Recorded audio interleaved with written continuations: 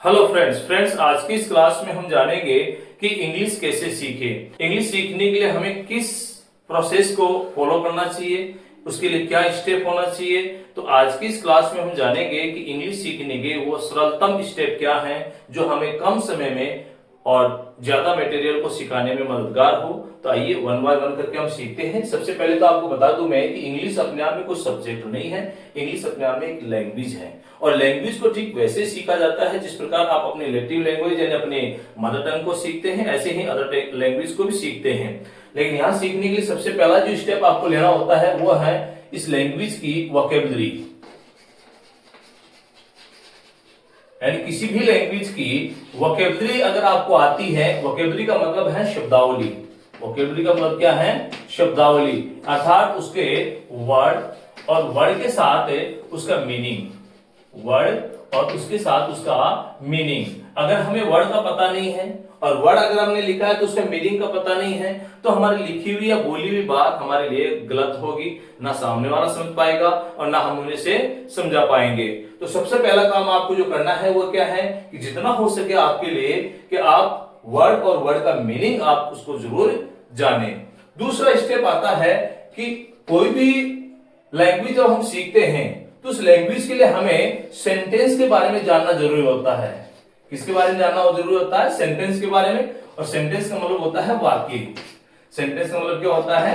वाक्य। और जब सेंटेंस की बात आती है तो मोटे तौर पे बता दूं मैं आपको, सेंटेंस में आप सब्जेक्ट की बात करेंगे, सेंटेंस में आप वर्ब की बात करेंगे और सेंटेंस में आप ऑब्जेक्ट की बात करेंगे। और कई बार ऐसा भी देखा जाता है कि ऑब्जेक्ट न होकर कॉम्प्लीमेंट सेंटेंस में आप देखते हैं। तो इसका मतलब हुआ कि जो कोई भी आप सेंटेंस बोलोगे या जो कोई भी आप बात बोलोगे वो बात आपकी एक सेंटेंस होगी। वो बात आपकी क्या होगी? सेंटेंस होगी। सेंटेंस किसी भी लैंग्वेज का एक कंप्लीट यूनिट माना जाता है। सबसे इंपॉर्टेंट बात तो यह है कि अपने आप एक कंप्लीट थॉट भी है, पूरा विचार है, पूरी बात है। यहां अगर जब आप बोलते हैं कि मोहन जयपुर जाता है तो मोहन जयपुर जाता है तो यहां पूरी बात समझ में आ रही है कि वो जयपुर जाने का काम करता है। और जब आप ये कहते हैं कि मोहन जयपुर जा और आ और ता, ऐसे कुछ काट पीट के अगर आप बोलते हैं, ये उल्टा सीधा जंबड़ वे में अगर आप बोलते हैं तो सामने वाला व्यक्ति ना तो समझ पाएगा ना उसको आप समझा पाएंगे।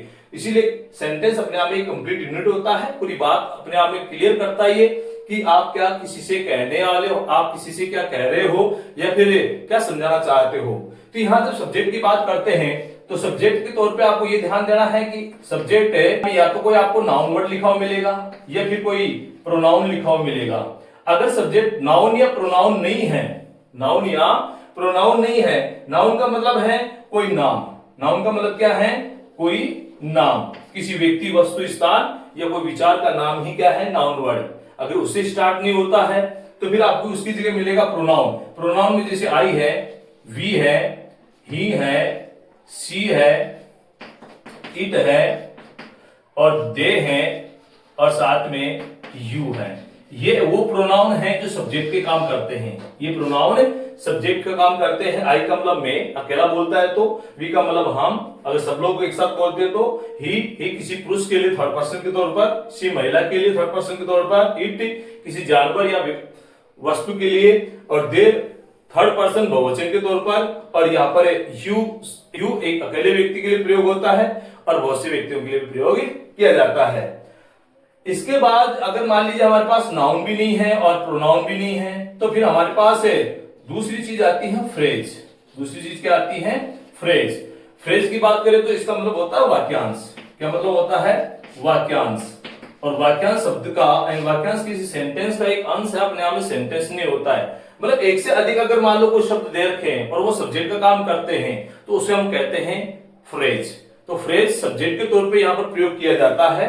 और इसे बेहतरीन तरीके से जानने के लिए आप मेरी पिछली क्लास में आप इसको देख सकते हो, प्लेलिस्ट में जाइए और वहां पर आप बेसिक इंग्लिश के चैप्टर में आप इसे देख सकते हैं। तो फ्रेज का मतलब क्या है कि एक से अधिक वर्ड और वो सब्जेक्ट का काम करे। एक से अधिक वर्ड और वो सब्जेक्ट का काम करते हैं। जैसे मैं कहूं माई सिस्टर, माई सिस्टर, या फिर मैं कह दूं शीला एंड आई। ये क्या है? यहां पर एक से अधिक शब्द है, यहां पर एक से अधिक शब्द है। तो एक से अधिक वर्ड होने का मतलब है कि वो अपने आप एक फ्रेज है और उसका एक साथ मीनिंग निकलता है। मैंने कहा माय सिस्टर मेरी बहन, मैंने कहा शीला एंड आई, शीला और मैं, तो ये सब्जेक्ट का काम करता फ्रेज।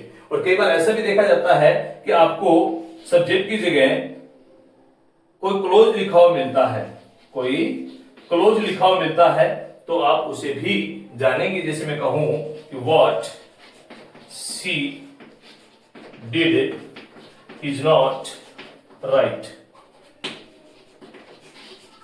इसका मतलब क्या हुआ कि यहां से यहां तक, इसका मतलब हुआ कि व्हाट शी डिड ये सब्जेक्ट है जो किसके रूप में आया है, एक क्लोज के रूप में आया है। ये सब्जेक्ट है जो क्लोज के रूप में इसका प्रयोग किया गया है। तो यहां पर एक बात तो कि इसकी वोकैबुलरी आपको सीखनी होगी, दूसरी बात कि इसमें सेंटेंस के बारे में जानकारी रखनी होगी। सेंटेंस में जानकारी रखने के लिए आपको सबसे पहले आपको ध्यान रखना होगा सब्जेक्ट का। तो सब्जेक्ट के ध्यान रखने के लिए आप सब्जेक्ट नाउन या प्रोनाउन हो सकता है, सब्जेक्ट आपका कोई फ्रेज हो सकता है, सब्जेक्ट आपका कोई क्लॉज हो सकता है। अब नेक्स्ट बात आती है कि आपको वर्ब की जानकारी होना बहुत जरूरी होता है, ये मस्ट है। इसके बिना आपका सेंटेंस कोई काम का नहीं है। अगर आपने सही तरीके से वर्ब का प्रयोग किया है, सही तरीके से आपको उसने लिखा है, वो एक्टिव वॉइस में होगी या पैसिव वॉइस में होगी, ये आपको जरूर ध्यान रखना होगा। तो दूसरा नंबर पे आती है आपको वर्ब की जानकारी होना चाहिए। जब हम वर्ब की जानकारी की बात करते हैं तो यहाँ वर्ब आपको अलग अलग तरीके से देखने को मिलेगी। एक वर्ब का तरीका क्या देखने को मिलेगा कि भाई ये हेल्पिंग वर्ब है, या फिर दूसरा तरीका देखने को मिलेगा कि ये मेन वर्ब है, या ये helping verb plus main verb है। तीनों ही फॉर्म में आपको देखने को मिल सकती है। कैसे? देखिए, अगर मैं ऐसे लिखता हूं शी इज अ गर्ल और मैं कहता हूं शी इज राइटिंग, तो यहां देखिए दोनों में ही शी इज अ गर्ल, यहां पर इज है और यहां पर भी इज है, लेकिन यहां पर इज मेन वर्ब है। क्यों? क्योंकि इसके बाद कोई दूसरी वर्ब नहीं है। यहां इज मेन वर्ब ना होकर एक हेल्पिंग वर्ब है, क्योंकि इसके बाद में एक दूसरी मेन वर्ब दे रखी है। तो इसका मतलब क्या हुआ कि ये हेल्पिंग वर्ब है या फिर मेन वर्ब है, या फिर main verb plus helping verb है, यानी helping verb plus main verb है। ये आपको आना चाहिए। दूसरी बात, अगर मैं बात करूं वर्ब की, तो ये वर्ब आपको दो फॉर्म में लिखी हुई मिलेगी। या तो ये वर्ब होगी एक्टिव वॉइस के फॉर्म में, जिसमें आपका सब्जेक्ट उस वर्ब का डूअर होगा, सब्जेक्ट उस वर्ब का क्या होगा, डूअर होगा, अर्थात उस काम को करने वाला होगा या उसके बारे में कोई बात बताई जाएगी। दूसरा इसका तरीका क्या है कि यही बात आप पैसिव वॉइस में देखते हैं, मतलब उस काम को करने का कार्य क्या ये सब्जेक्ट कर रहा है या फिर कोई और कर रहा है। अगर सब्जेक्ट उस काम को नहीं कर रहा है, जैसे मैं कहूं I am taught, I am taught, तो इसका मतलब क्या हुआ कि यहां एम के बाद जो आईएनजी का फॉर्म आना चाहिए वो नहीं दे रखा। इसका मतलब यहां पर वर्ब की थर्ड फॉर्म दे रखी है और वर्ब की थर्ड फॉर्म और एम दोनों मिलकर किसी पैसिव फॉर्म का काम करते हैं। इसका मतलब है आई ने कोई काम नहीं किया, बल्कि आई पर कोई काम किया गया। इस सिचुएशन में आपको ये ध्यान देना होगा कि जो वर्ब फॉर्म लिखी हुई है, क्या वो एक्टिव वॉइस में लिखी हुई है या हम एक्टिव वॉइस में बोल रहे हैं उसको, या फिर पैसिव वॉइस में बोल रहे हैं। एक्टिव वॉइस में बोल रहे हैं तो इसका मतलब आप सब्जेक्ट काम वो करता है ये बता रहे हैं, और अगर पैसिव वॉइस में बोल रहे हैं तो इसका मतलब काम उसने नहीं किया, काम उस पर हुआ है, वो तो केवल उसका क्या है, रिसिपिएंट है, मतलब उसको रिसीव करने वाला काम कर रहा है। तो यहां दूसरा काम आपको ये देखना है। तीसरी बात आपको यहां जो समझनी है वो ऑब्जेक्ट या कॉम्प्लीमेंट को लेकर आपको समझनी है। ऑब्जेक्ट कॉम्प्लीमेंट का मतलब यहां पर इससे है कि ये वर्ब जो हो रही है, क्या वर्ब हो रही है, क्या कार्य हो रहा है, किसके लिए काम हो रहा है, या फिर किसके बारे में कोई बात बताई गई है, तो वो आपका ऑब्जेक्ट या फिर कॉम्प्लीमेंट के रूप में आप उसको लिखेंगे। ये था आज के इस क्लास का बेसिक फंडा, जो किसी बिगिनर के लिए या जिसको अंग्रेजी में बहुत कम आता है, जिसको डर लगता है कि भैया मैं कैसे सीखूं, मेरे को तो अंग्रेजी नहीं आती है, दिमाग में एक नेगेटिव विचारधारा बनाई हुई है, तो भैया इसको आप समझ लें एक बार के लिए। बाकी तो देखो आपको पता है कि हमें टेंस भी सीखना होता है, आपको वर्ब फॉर्म भी सीखनी होती है, आपको हेल्पिंग वर्ब भी सीखनी होती है, वो तमाम चीजें होती है। लेकिन एक बार आप कॉन्फिडेंस बनाएं कि भैया इसमें ऐसा होता है, ऐसे हम सीखते हैं, ऐसे हम बोलते हैं।